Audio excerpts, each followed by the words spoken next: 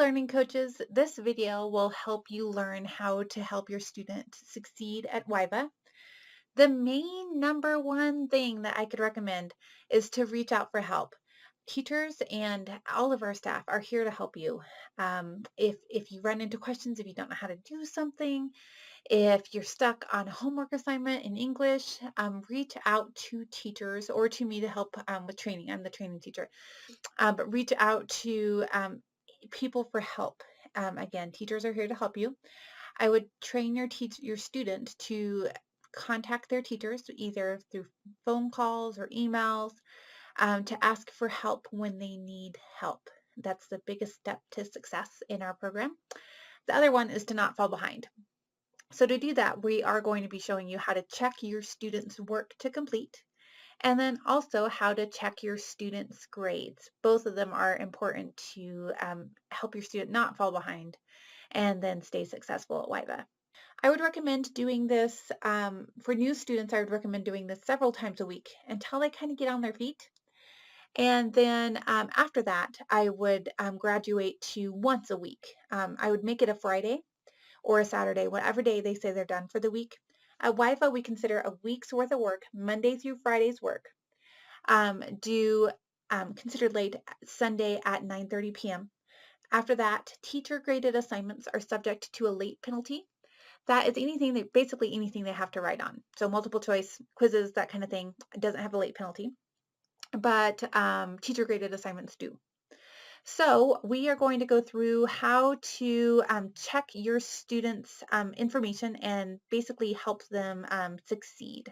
Okay, so to start out, you're going to see what your student needs to complete. This is very similar to the views they have. We'll go over kind of their view. This schedule is their schedule, the same thing they see under my schedule on their account. I'm going to go to a different day since this is finals week, so we don't have typical assignment workload. So I moved back in time so that I could show you a typical day. So we have different kinds of activities to do through the day. Some of these are calendar events. If it has the little calendar picture, it's a calendar event. If it has a folder, it means it's kind of an organizational thing that they have to do all the things within the folder. And so it's important for them to click on those folders to see which things they need to complete within the folder. So let's go ahead and just show you what that looks like. Click on the folder. They can see that they, when it loads, they can see that these activities are what they need to complete. You can see that the student completed all of these because they have the green check. If the student didn't complete them, it would have a white circle. And if they started something, it would have like a white circle with half of it being green. Okay, so to complete an assignment, your student will just click on the link and then go complete it. It's really easy for students. You can also see which activities, which class connects your students have for that day, or you can toggle to the week to see all of this information from a week view. And then you can also see overdue assignments. If your student has an overdue assignment, it will show up here and it will have it in red. So this is how you can see what your student needs to complete. Another thing that you'll need to check is your students' grades. The overdue assignment list is handy, but sometimes assignments glitch and they don't show on the assignment overdue list. So it's important that you also check the grade book so that your student, so you can see if and your student also checks the grade book so that they can see if they're missing anything besides the overdue assignment list. So the tempting way to do this is from your account to click on grade. However, the grade view is really disorganized and kind of ugly to look at, makes your head hurt. I would not recommend this. So this is the grade view from the Learning Coach account. You have to kind of expand everything in order to see the feedback, and it just gets really tedious. So this is not the recommended way that I would see the grades. I'm going to go back to the Learning Coach homepage to show you how I would recommend going to your student's gradebook. Okay, so I would click on, first I would change your student to your students, the one you want to see. Then I would click on courses. from here, before we leave this area, I do want to point out that if you have a question about a course, you can find the teacher's contact information by clicking on the teacher's name. You can see their phone number. And if you click on the Contact Our Teachers button, it will bring up a big list with everybody's phone number and email addresses, or where you can link to their email addresses, so that you can send them a message. It's important that you filter from here too. Right now I'm looking at Francesca's information. So I'm going to filter to the new student. And then keep in mind that Caroline Hickerson is our principal, so she doesn't teach a course. So Jillian Miller would be the official teacher.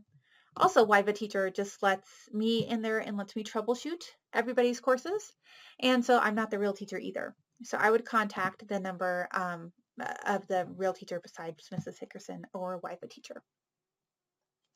Okay, so let's go back to this page. To check your student's grade, I would actually go into a course with them. So if you click on any one of their courses, it will bring up a warning message saying, are you sure you want to go in as a student? And you say yes. It scares lots of teacher or student or learning coaches away, but you do want to do that. Click on yes. You will be viewing as your student, so do not complete work for your student in this account. Make sure that your student completes it in their account. It's tempting to just like scoot over and let your kid do it. Like you say, hey, you're missing this. And they say, oh, okay, let me do it. Make sure that they're doing it in their account. Okay, so from the dashboard, you can see their grades. You can see the progress in the course, and then you can see the number of overdue assignments. To get a better view of the grades, just click on grades up at the top. And then wait for it to load. You can see comments. You can see the grades on the grade items. You can see comments, anything that your teacher may want you to do different. Make sure to write in complete sentences next time so that the reader knows what question you were answering. Just tips on how to raise your grade. So I would always check this out with your student. If your student, let me switch to a new course, and this is a tip, how to switch to a new course. Click on the 9 squares in the shape of a square, and then go to a different course. You can check the gradebook for all of the courses. I happen to know that there is a missing assignment in this course, which is why I'm going there, so that I can show you what a missing assignment looks like. So if I scroll down, I can see that the student scored a 0 out of 50. Teachers do enter in zeros for missing assignments, and sometimes it doesn't show up on the overdue assignment list. It's just glitches. So it's important to check this. If your student's grade is low, click on the grade book and figure out why, because it's something that they may be able to fix. Even if, let's say, this was a quiz and your student scored a 0 out of 50 on the quiz, which would be hard, but let's say, normal quizzes are 5. So let's say they scored a 0 out of 5 or a 0 out of 3. That's definitely possible. You can go to the content area, and then you can go to the course materials area of the course. So content, then course materials. Then you can scroll down and click on quiz corrections. And these are the quiz corrections or retake policies for this particular course. So in this case, students can retake the quizzes. So if the student didn't do well on the quiz, they can just simply click on the quiz again and go take it. They can look at the directions for tips on how to do that. Another interesting thing to check out in the content area is you can see when assignments will lock down. So let's say that assignment the student didn't do, and they needed to do it. You can see that it was due October 23rd, and you can also see that it ends November 30th. So now I can't click on it anymore because it's over. So it's handy to keep an eye on that kind of thing so that you can see when the student won't be able to do it again.